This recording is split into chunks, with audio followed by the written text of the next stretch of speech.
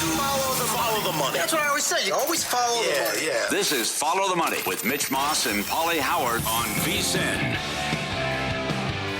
Welcome in. Follow the Money is brought to you by ProfitX, and right now you could be winning a $5,000 or a $10,000 trip during March Madness. Check out King of March and use the code VSiNMM. Busy hour coming up. In 30 minutes, Henry Abbott, TrueHoop, is going to join the program. They do a great job with their NBA coverage throughout the entire year. We'll get his thoughts on who's going to win the MVP, also the Rookie of the Year, and in 45 minutes, we'll go inside our pizzeria with some long shot bets that have either cashed or are looking pretty good to cash with some upcoming results, maybe like the Final Four this weekend, and who's going to win the national title. Michigan sitting there clinging to a 1.5-point favorite, Pauly, at pretty much every book that I'm looking at right now. Total is 157.5, and it's my understanding that there was a send out from a big group yesterday on Michigan minus 1.5. Did not move the number. A release on the play did not get it done. Okay. The more I think about the game, the more I think Michigan is going to win. Yeah? Yeah, because Arizona does not take a lot of threes, third fewest attempts in the entire country. And Michigan is a good three-point shooting team, but they're also phenomenal at guarding the rim. And Arizona just played a couple of teams like Purdue, and I'll go back to the Arkansas game. Arkansas's interior defense was non-existent, and they got whatever they wanted the entire game with no resistance. It's the exact opposite going against Michigan. So I think Arizona is, and when I watched them play this year a lot, every time I saw them, I'm like, they're the best team in the country. I just think the more you dig into the numbers and look at the overall matchup, I think it does benefit Michigan a little bit here. And I get it why they're favored in the game. Well, the other team that no one's talking about, and they have an easy time of it with all double-digit wins, is Illinois. And I was impressed with what they did and how they beat Iowa when they couldn't make a basket from out. They were 3 of 17 from 3. But they got to the free throw line. They got easy twos. They were great on the glass. And that's another way where if your shots aren't falling, they struggled against Houston. Houston plays great defense. And they came back and the shot wasn't falling, but scored 43 second-half points and did a lot of damage down low when they couldn't make anything from outside. So punished Penn, blew out a good VCU team, never a chance. Houston by 10, and they beat Iowa by 12. Yeah. It's a great run by Illinois. And Houston got to the free throw line twice that entire game. One of those trips came late, and opposing teams have only gone to the free throw line 24 times in 4 tournament games against Illinois. Iowa went to the line 14 times. That was it. Like, they are the best team in the country, basically, at limiting free throw trips for opposing teams. So if the shots aren't falling for UConn, they're not a team that really lives at the free throw line every single day. Might be, who knows, could turn into a long day for them. Tommy Lloyd coaching Arizona, and you immediately were like, oh my God, why would he take the North Carolina job when that rumor first floated out there earlier in the tournament? We're going to get to his odds to take the North Carolina job coming up here in a minute. Yes. But this is also a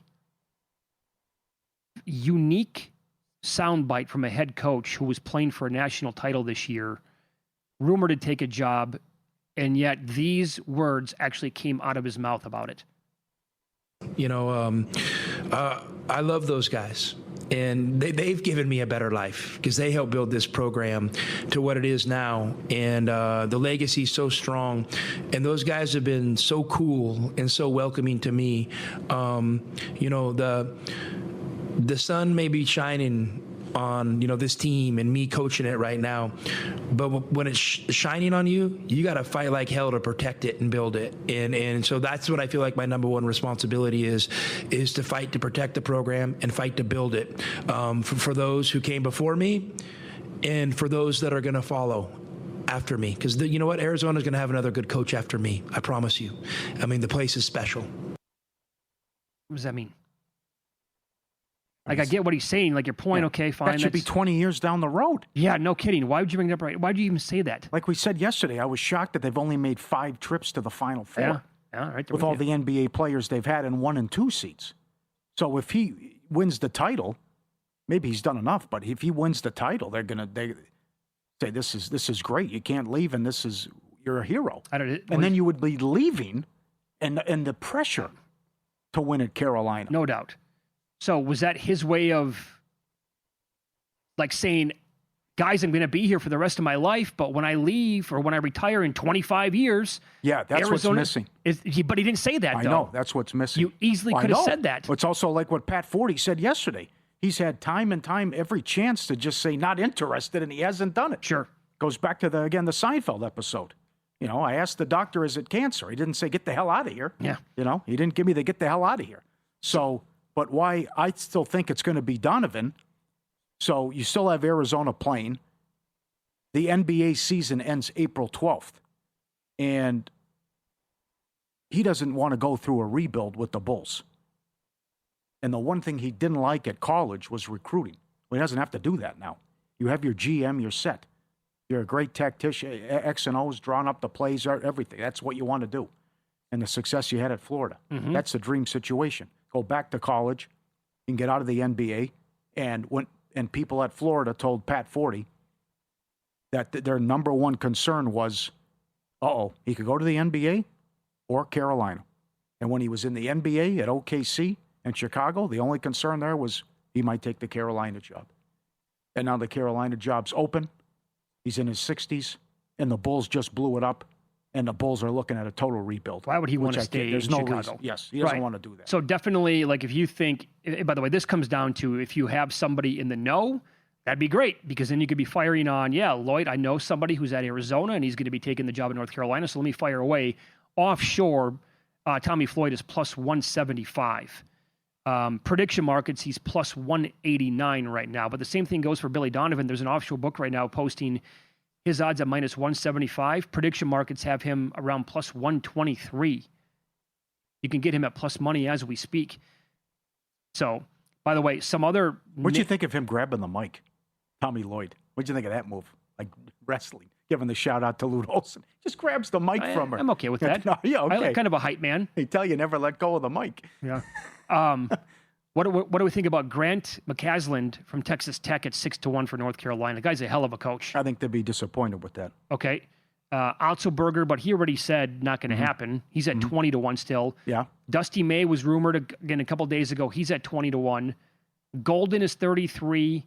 Nate Oates 33, and then you want to really get nuts. Rick Pitino's 100-1. Jay Wright's 100-1. But I thought if Jay Wright was ever going to come back out of retirement, that would have been 2 years ago for the Kentucky job, and he squashed that immediately. Yeah, I'm a big fan of Jay Wright. Oh, sure.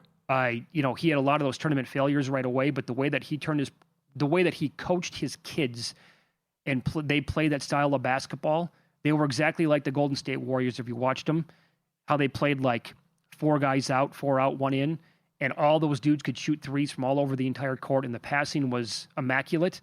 But if he didn't come out for Kentucky a couple years ago, that probably tells me that he's good to go with what he's doing with his life right now. Pitino's not going to leave St. John's, is he? He's got an extension. Raise. I can't imagine he's going to leave New York City. But it's also hard. They're going to throw a ton of cash at you, and Michael Jordan's calling. Yeah. I'll tell you who I could see taking the job to be Nate Oates at 33-1. Yes? Yeah, because that has to be a payday. Although Alabama's got more money than God, but you're going to go from Alabama, which football school compared to North Carolina. And then on top of that, like his style of basketball, that's going to be Roy Williams all over again. Yeah. As long as they're willing to spend money and go get kids and pay for them. Like the guard play they had under Roy Williams was ridiculous. Oh, of course. Yeah. But the way that Nate Oates coaches basketball, they're going to play games in the 90s, and that's a very fan-friendly experience. And again, what they had under Williams the entire time, and kids are going to love doing that. And as long as they spend money, 33-1 on Oates, I could see actually being worth a little bit of a sprinkle on him. Okay, so you said it could be I told you so if Arizona loses on Saturday. How about if Illinois gets beat? Isn't it like, what you dummy, why didn't you take Hurley? Yeah. He's 18-1 ATS. Here's Matt Humans yesterday on betting UConn and Hurley in the tournament. Yeah, my Final Four, right half of the bracket, I think is what a lot of people had. Michigan, Arizona, 2 number 1 seeds. I tried to pick a couple upsets on the other side. St. John's had the wrong team from the Big East. Yep. UConn got there instead, and then Houston got knocked off by Illinois. But Michigan was my national champion. I'm going to stick with the Wolverines. Probably going to go with UConn in the other game, though I do feel like UConn's going to be a big public dog. It feels like, I don't know, I just want to keep betting on Danny Hurley. Not a bad thing, until man. he dies. Good point about Public Dog, but I think so, yeah. 18-1 ATS run, and I know Duke gagged it and gave it to him, but that's an incredible run, and just think that they had Florida on the mat. I know. Last year in the second round, could have won that game. Yeah, and then who knows what that run is, because after That's right. that it was Maryland, and then Texas Tech was awesome last year, but that would have been another Sweet 16, and my guess is probably an Elite 8 for him last year. But I think you're right. You're right with that, and certainly humans too. I mean, obviously piggybacking that, but at this point of the season, with that guy as the head coach, and their numbers are going to be spread everywhere, and how they've covered so many times in the last 4 years, I just think that people are going to be betting them. The public is going to be on that team the entire time. How do you bet against Dan Hurley? Can't do it. Yep. But this not many people are talking about Illinois. What a run this has been. No, you're right. I don't see the future tickets either. Only then a couple of guys sent them in as well. That's rare that you're talking about that from a 3 seed. We're brought to you by Profit X, and now's the time to sign up by April 6th and purchase at least $25 and get free $25 and jump in the King of March contest. Use the code VSINMM. Download Profit X. Use the code, make your first purchase, and take your shot at becoming the King of March. Profit X code VSINMM. Go back and look at that. I think Florida, that first team with Billy Donovan, I think they were a 3 seed when they killed everybody. But also UConn, like 4 years ago, they were a 4 seed. And it was destruction across the board. NBA next. I'll tell you which team is a league best 11-2 in this spot over the course of the season. Coming up on Follow the Money. It's VSiN, the Sports Betting Network.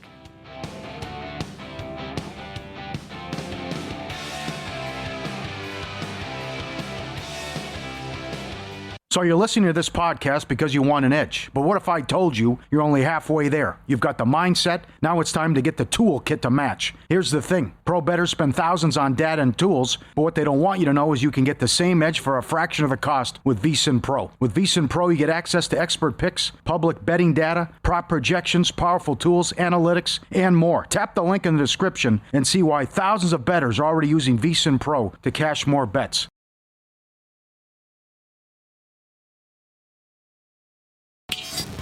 This is Follow the Money on VSiN. Paul, let me throw this at you in the NBA. When you go down the line, look at maybe projected series matchups and then odds to win the actual conference.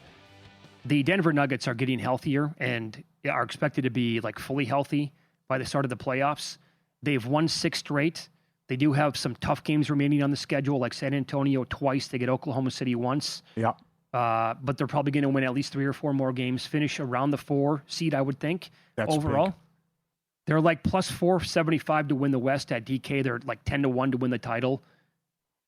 And by the way, it's like the highest number they've been almost the entire year. It's outrageous. It needs to be higher, I think.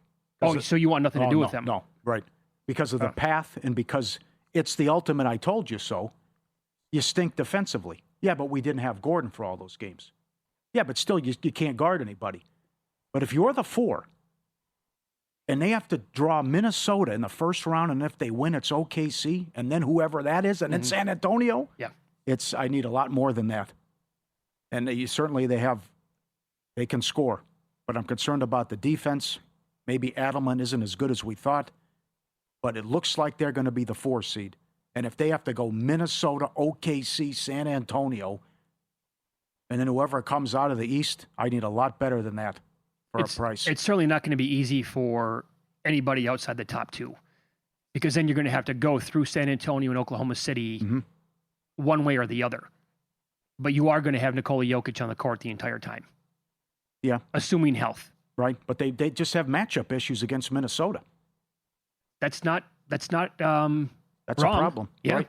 And Minnesota, by the way, is that one sneaky team still where it's like, how the hell are they going to do any damage this year? But they made the Western Conference Finals 2 years in a row, and they've always been that team at least the last 3 years now when you don't want them when they're laying 15 against a bad team, but when they're catching 6 on the road against a really good team, hello Celtics, what was it, last week? They go there and win the game outright. Well, the comeback is they took the Thunder to 7, and Gordon was hurt. And Murray wasn't right either. Right. And they still went 7 with the Thunder. Now, are the Thunder better this year? Maybe it was that the Thunder weren't ready for the prime time. They struggled. because they were so good in the regular season, and then they went 7, had to go 7 against Indiana. Who knows? But I need a bigger price than that, and it's going to be fantastic with these playoffs. It's also like, what are the Thunder going to look like once they have all their guys back at the same time, too? Yep. Which it feels like we've been waiting the entire year for that to happen. And I just think if they would draw San Antonio would get whatever they want offensively. And Wemby would dominate as well. The last time they played, they lost, but Wemby didn't play. But they also had a big lead, and Denver went on a huge run. And you mentioned they still have that other meeting coming up. Mm-hmm. The funny thing is, coming into the season, we only thought 2 teams could win the East. And Knicks fans were salivating. This is our year. Was it the Knicks and Cavaliers? Knicks and Cavs, yeah. But Missoula did such a great job, and Jaylen Brown was so good this year. And what they've done, and then Detroit comes out of nowhere to do this and grab the 1 seed. Still no respect for the Pistons. Even though they're going to get the 1, they're 25-1 to win it at DraftKings. That's about what the Lakers are to win the title. So the Celtics are 6, Cleveland's 13, the Knicks are 16, and the Pistons are 25. And then you got the long shot with the Sixers, who are finally healthy, and they're 90-1. But we all know Embiid's going to get hurt at some point. But then your team, the Buzz City Killers, which might be the best 10 seed we've ever seen.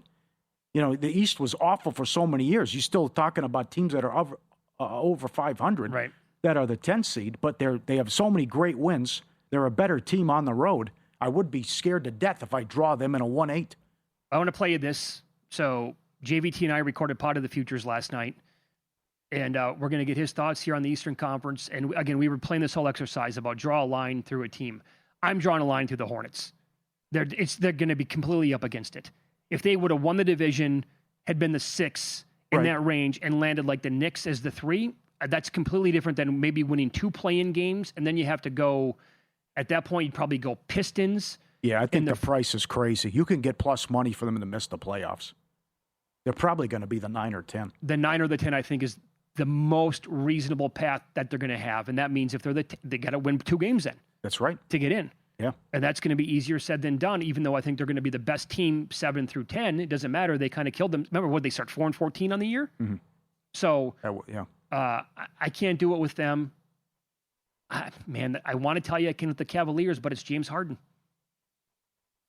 They're the number 1 offense in the NBA the last 10 games. They're also the 20th ranked defense in the last 10 games in the NBA. Oh, he will have a stinker. He will. Maybe several. He will. Yep. Okay, so this is JVT running down another team here in the Eastern Conference. Tyrese Maxey, Paul George, Joel Embiid, all finally healthy with about 8-9 games left in the regular season.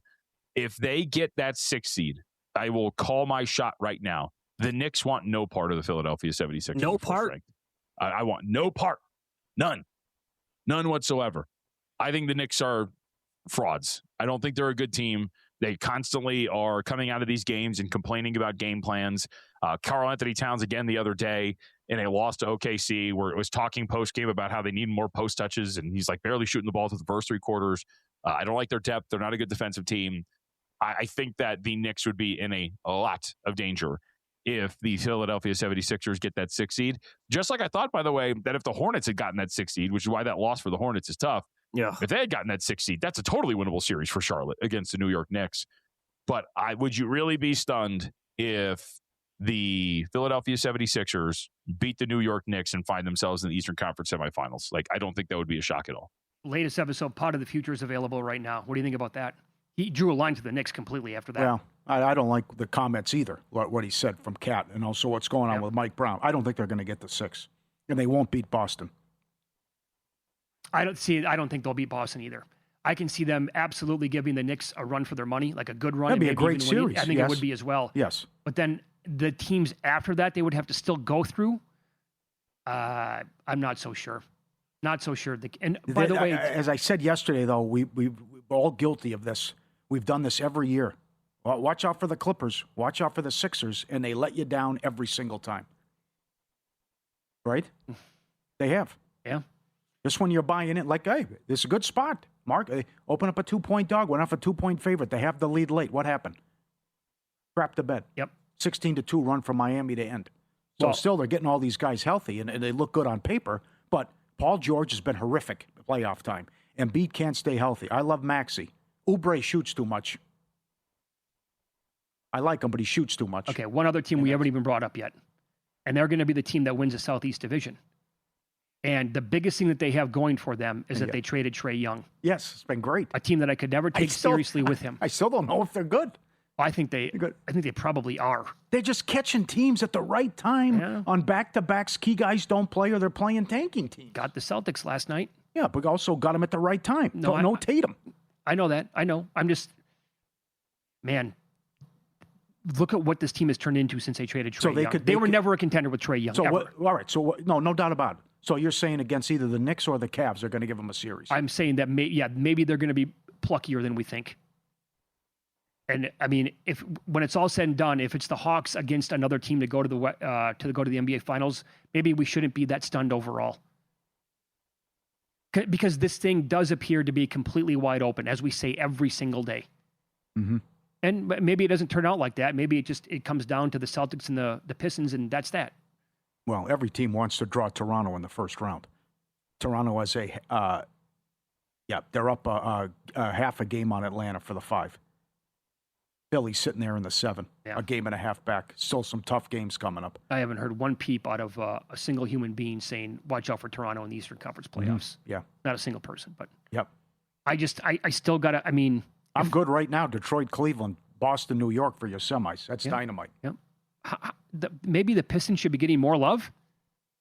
Yeah. They're going to be the 1 seed. They're doing this without Cade Cunningham right now. Again, we have to just assume here for a second that he's going to come back and be healthy. That could be a mistake. It's a collapsed lung again that we're talking about here.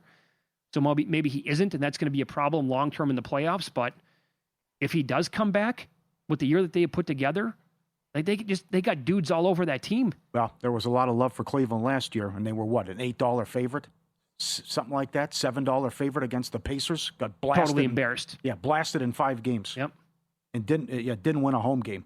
Juice Reel just dropped an update that makes it impossible for cappers to lie about their records. Connect your books directly into Juice Reel and get in-depth analytics on your own betting, plus access to what the very best bettors on the platform have their money on. If you're the sharp and others follow you, you get paid for helping the community win. Tail proven winners on Juice Reel. Download it now. Juice, like orange juice, REEL. Get Juice Reel now. Sports picks from tracked winners. By the way, the team I'm talking about tonight in this spot, it is the Pistons, 11-2 straight up, winning outright in a back-to-back this year. Tough spot, though, again. Yeah, it came down. Toronto opened 6. It's down to 2.5, 3. Yeah. Overtime last night, now a back-to-back tonight. They're good, but the schedule game doesn't lie, man. That can get anybody. Yeah, Dallas was 5. That's down to 1.5 now, too. Follow the money here on VSiN, the Sports Betting Network. Henry Abbott joins the program with TrueHoop. Coming up next, what does he make of the odds movement in the NBA MVP race? Can Wemby win? We'll ask him next.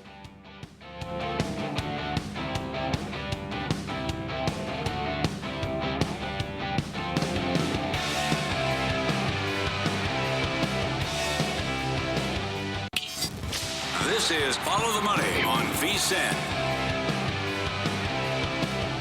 We were just talking association. We continue here. This is going to be a fun conversation. Henry Abbott joins the program now, does a terrific job at TrueHoop.com, and he joins us here on the Progressive Guest Line. It's a pleasure to talk to you again, Henry. It's been a long time. How are you, my friend? Doing very well, thank you. How about you guys? Doing really well. Let's begin here. In the last probably, what do you think, Pauly, week to 10 days, maybe 2 weeks, the odds in the MVP market have dropped significantly in favor of Victor Wembanyama.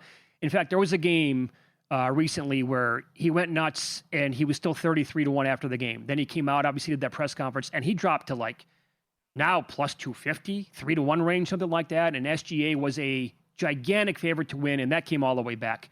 What do you make of that movement? And do you think Wemby actually has a realistic shot to win?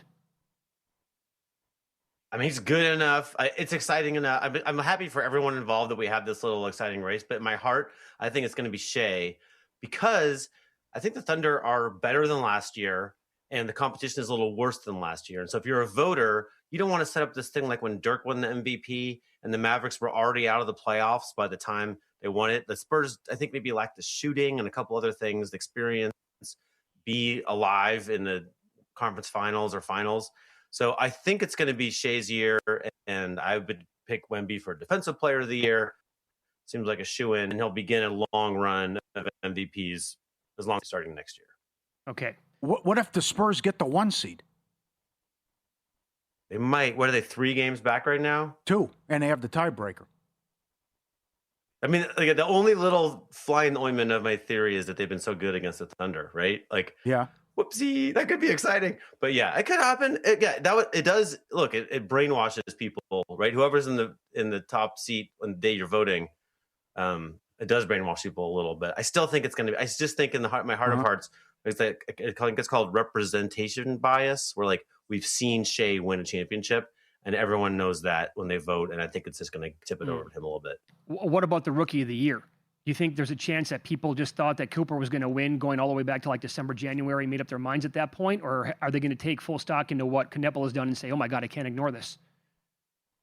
It's not even close to me. I did a little research because I was going to be on this show. And, I mean, if you look in any advanced stats, right, anything that involves offense and defense, Kneppel's been way better. Ooh. I don't even think Cooper's been like top 3. So, and the Mavericks have been so bad. It's no disrespect to Cooper Flag, who's going to be a marvelous player, but in earned wins, just to cite one stat from Dunks and Threes, very respected website. Con is at 9.6 earned wins on the season. Cooper's at 3.9, which trails even VJ Edgecombe. So, yeah, I think he's good, but I don't think he's Rookie of the Year. Strong comments. Okay, all Very right. good. That's excellent. David Thorpe, our friend, had a great piece up on SGA and glowing praise of SGA. Mm-hmm. Do you think he gets a different whistle, though? 25 free throw attempts last night. I think stars get different whistles. I don't think there's an MVP candidate who doesn't get. Luka gets a friendly whistle too, right? Yeah. I hate this about the NBA that to get from. John Hollinger wrote a story when Derrick Rose was a young player saying that basically he didn't get to the line enough. Derrick Rose played just kind of straightforward, hardcore basketball. And then Derrick Rose acknowledged he read John Hollinger's story and adjusted his game and started to get to the line a lot more and became MVP. And so I hate that we've done this to these stars where the only way you can get that level of productivity is to shoot, 8, 10, 15 free throws in a game. But that is what stars have to all do it. And Shea's just really good at it. I don't think it makes him a bad guy at all. He's just a little better at it than most of the other stars. Before you popped on, Henry, we were having a conversation about both conferences and like drawing a line through teams. I think that exercise works more in the Eastern Conference because it's more top heavy, obviously in the West, and the East feels wide open. But you do have to draw some lines like through a team and say, okay, especially when it comes to betting, like I want nothing to do with them. Like how many teams do you think can like realistically come out of the East this year and play in the NBA Finals? I think it's Boston, Cleveland, Knicks, Pistons. I think that's probably it for me. That's a list. Do you disagree? I think you're too high on the Cavs. Their defense has not been great, but I feel like they got a little unlucky against like matching up against the Pacers last year. Just had a system that just ate them alive, and maybe they get a luckier matchup this year. I don't know. Maybe the Harden thing solves a problem for them. I don't know for sure that I don't have a ton of confidence in it, but I couldn't rule him out yet. Well, how much of his previous playoff failures would you actually like weigh into this brand new team, different talent? Obviously, does that mean much to you or no? Something's up, right? I mean, he's had a bunch of years when he's been horrendously disappointing in the playoffs. He's not always known to be the most fit guy, and maybe this time of year wears him down a little. Yep.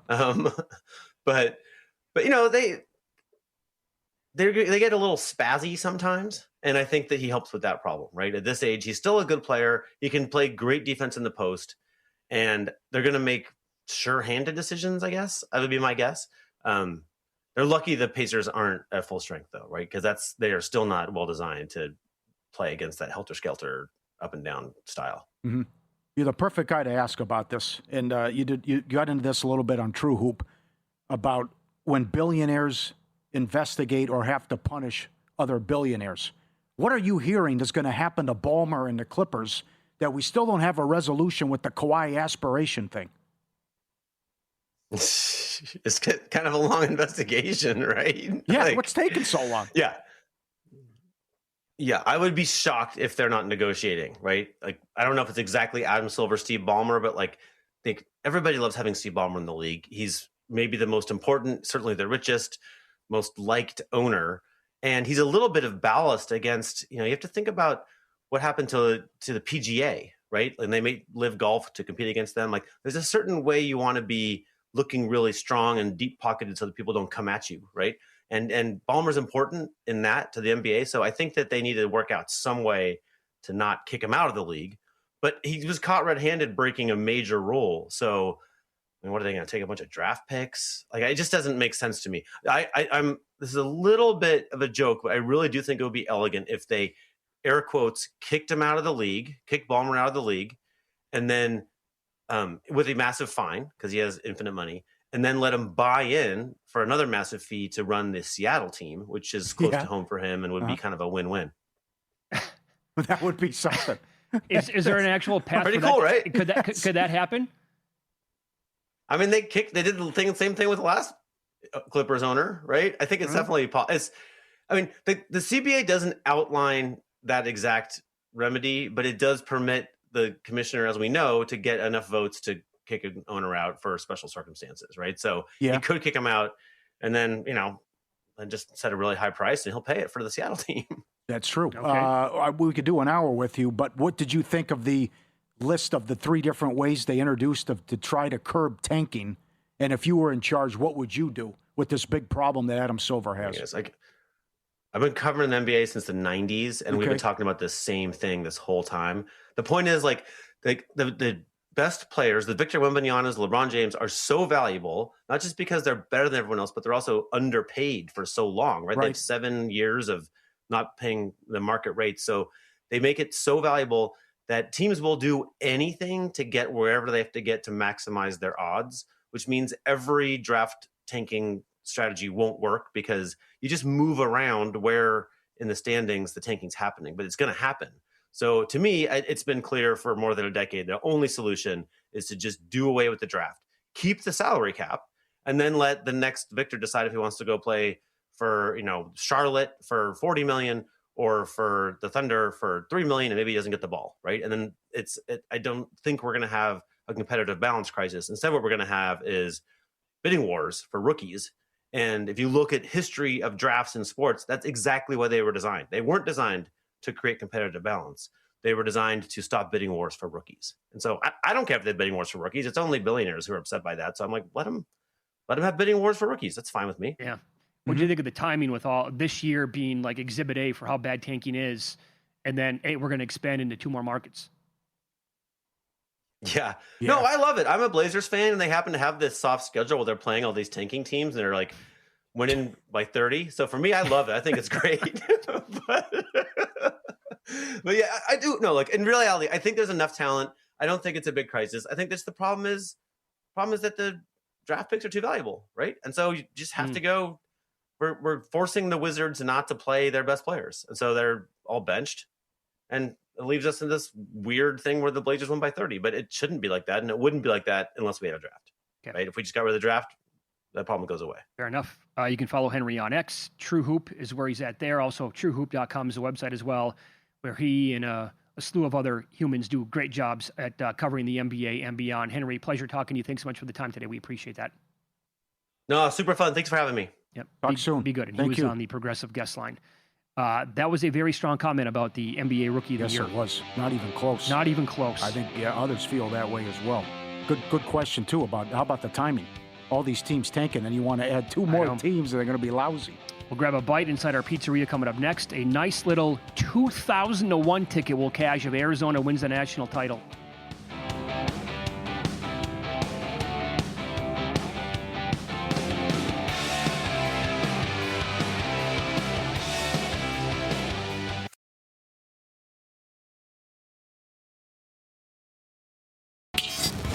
This is Follow the Money on VSiN. Do you like the service at Mitch and Pauly's? I don't tip. You don't tip? No, I don't believe in it. Leave us a tip on your way out. You don't tip. You don't tip. What do you mean you don't tip? You don't believe in it. The guys crack open the jar and see what the listeners have left behind. So what, no TV now? It's time for the tip jar at Mitch and Pauly's Pizzeria. Oh, yeah, an award-winning edition today. FTM at vsin.com. Always tweet at us as well. There's some home run hitters like Ryan in New Jersey. November 7th, 2,000 to 1. Indiana, college football champs, cash it. Seahawks, Super Bowl winner. Arizona, he's in the Final Four. He's got to finish the deal. 2,000 to 1. He can maneuver now. That is excellent. Great job. Well, what do you do? Where do you start first here? You got to make money on 2,000 to 1. Yeah, I know. Well, I'm favored in the title game, so I have to maneuver and take some Michigan. You could do it two ways here, right? You could take Michigan, and then if Arizona wins, come back and take the points with the other team, because you got to make money on something like this. Yep. The way we look at it here. Or you could, like, if you're in a stay with circuit, bet the no right now in Arizona, and just that's also, yes. Wash your hands of it and make a profit. Yep. Very good. Tim, Stafford MVP winner. Mendoza, Heisman winner. UConn Final Four winner. 24 to 1. That's how it's done, Tim. Okay. Nice job. Haas in the Big Easy. January 9th. 2 tickets. Indiana champs winner. Michigan Final Four winner. UConn women. Celtics win the East. Avs win the West. 76 to 1. He also has the Knicks to win the East. 55 to 1. He is feeling good. Okay. So he had anchors to it and then just switched out like Celtics there East and then Knicks East. Yeah. That's a good approach. Feel strong about the Avs as well. Celtics are the favorite to win the conference. That's strong. Bryce in Arizona, January. Exacta. Seahawks beat the Patriots. Arizona Final Four. Spain World Cup. Avs win the West, 96 to 1. Well done. On January 24th, okay. So that's going into AFC, NFC title game weekend, probably. Yeah, that wasn't, yes. The exacta didn't pay much. Still 96 to 1, though, at that point. No doubt. Ken in Canada. Michigan wins the Final Four, takes it home. And Vancouver has the worst record in the NHL, 94 to 1. Oh, man, what a ticket that is. Yeah, and you're Vancouver's awful. So he's got to get Michigan home. And he's favored, and no question. What if they blow out Arizona? Sure. Again, same thing applies here, right? Yeah. Flip in Iowa. Stafford MVP. Miami money line against Ohio State. Iowa money line against Vanderbilt. UConn wins it all. Men, 362 to 1. All he needs is UConn. What does he do? Oh, so the Iowa Vandy game was a bowl game. Yes. Oh, gotcha. Okay. Yes. So he's got 3 in. UConn National. Well, 360 to 1. What? There's a no price here at Circa. There's a no price on them right at prediction markets, which you could do. Otherwise, you gotta. I mean, if he wants to lock in money, if he's not going to let it ride, you got to go Illinois money line. And then if that loses, then you got to come back and just suck it up and probably go on money line with the other team. You're still making 2 bets here. Mm-hmm. Now, again, that's if you want to make money and hedge. How about UConn in the Final Four, and he's a dog in both games? I know. Now, some people will hear this and say, I'm never hedging. Like, I made it this far. I made the bets for a reason, so... Yeah. And there's that. Then he's going to scoop the entire thing if they actually come through. Yep. That promotion at the furniture store is they both have to make the title game. I thought it was win it. You get someone said they just have to make the championship. That's a whole different ball game. Wow, okay. For the free furniture. Dean in Pennsylvania. He's strong with Henley. The Masters. Straight up 66 to 1, tied into Michigan, wins the title. 180 to 1. All right, good luck. Peter in Canada, January 4th. Indiana, winner. Arizona Final Four winner. Celtics win the East. Spain wins the World Cup, 178 to 1. Okay. Good job, Peter. Okay. Gordon in Oregon. Illinois Final Four. There's one of them. With Goddard up to win the Masters, 190 to 1. Probably when Goddard up was really... When he was on a roll. Doing well earlier this year. The real Mr. ACL at it again. He loves to give these away as gifts, wedding gifts or birthday presents. The real Mr. ACL on X. Indiana winner. Seahawks Super Bowl winner. Michigan wins it all, 78 to 1. What a gift. And that was a birthday gift. Yes. Yeah. Just needs Michigan to cash the ticket. I love that idea. Definitely can maneuver. You know how happy the person is who had the birthday? To your idea of the chips for the wedding, outstanding idea. And she spat on it. So I can't. That's a great idea. Thinking outside the box, and anyone can just pick out, silverware or something. Right. That's many years ago. I'll remind you. So I went to a wedding in Florida like 20 years ago. I gave them a bunch of chips from a casino out here in Las Vegas as their wedding gift. Hey, come out. We're going to have a good time. Yeah, they sent it back to me and said we want the cash instead.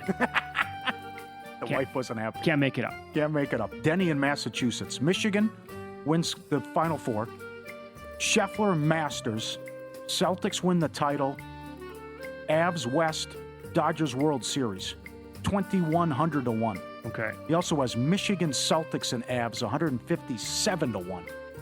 Well, get one home with Michigan here, and you're cooking with some Crisco, man. Yes. And Eric in Georgia, he was picking up what Pat Forty was putting down. He placed the bet. He's a Florida Gator fan. After Arizona beat Florida, he made the bet, he said. 33 to 1. They were 33 to 1 still after that win? What he says. Man, oh man. It was right away in the... wasn't the second game you said? I want to say it was like November 1st, November 3rd, something like that, yeah. Oh, okay, there you go. It was right away. It's 5 months ago, basically. Uh-huh. And he's like, I've seen enough. This team's so good, I got to bet him 30. Oh, the thing is, if he stays at Arizona, he's never going to be 33 to 1 ever again after this year. He finally got over the hump of getting to the Final Four. Great job, guys. So that's... excellent. Adios, man. Send them in. Keep them coming. We see all the emails, ftm@vsin.com. Or tweet at us as well. Good job with the pizzeria. Rob Pizzola tweet. I want your thoughts on this because I think this got a lot of traction yesterday and was trending on X. So Rob Pizzola tweets, here we go again. We got 15 baseball games and we don't have a day game. There should be a day game every single day, he says. Just give me one. It would help the sport. There's something you can always watch. You got to play at least one day game, MLB, every single day. You have getaway day. You know what you do on the weekends as well. If you're going to play 14, 15 games, please give me one day game. It doesn't make any sense, he says. Oh, he's 100% spot on. Yeah. And this is something that we've been talking about. So go back. It's a year after the pandemic when they played 60 games. No fans were allowed, right? They came back in April of 2021. And they made it a point. I still want to say, in my memory, I'm going to go the first day of the entire year when we didn't have a day game was April 26th. Right? Every single day we had a day game or and we were doing mornings. So we could go home and watch baseball. And that, by the way, quite frankly, 2021 was the best baseball season I've ever had in my entire life. Not even close, betting it.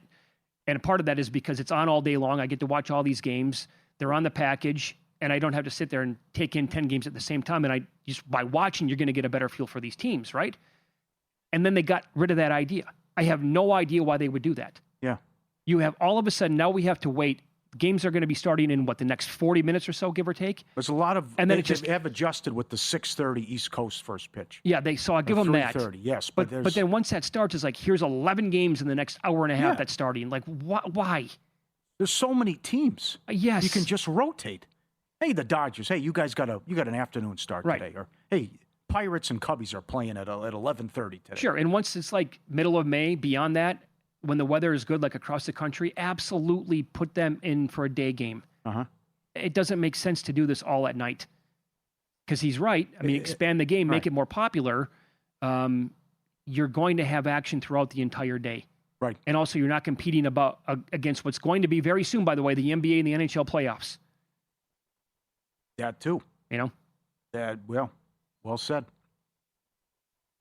People are coming back with the, people got to work, but I know a lot of people who are at work and put the ball game on. That's big. That's why do you think Harry Carey and all these guys were so popular, these baseball announcers? You got the game on the radio at work. Yeah. Taking in the games. Oh, by the way, in any of these major, cities across the country, if you put one day game on a week and you rotate it out, you can draw 25,000 at a game on a Wednesday. It's an event too, right? Yeah. These cities are big enough to support it once every so often. Yeah, absolutely. So that got 400,000 views. So I thought he hit on something there, and he makes a lot of sense. We're brought to you by Profit X. If you're not on Profit X, now's the time. Sign up by April 6th. Purchase $25, you get $25. Code VSINMM. Download Profit X. Use code VSINMM. Take your shot at becoming the king of March.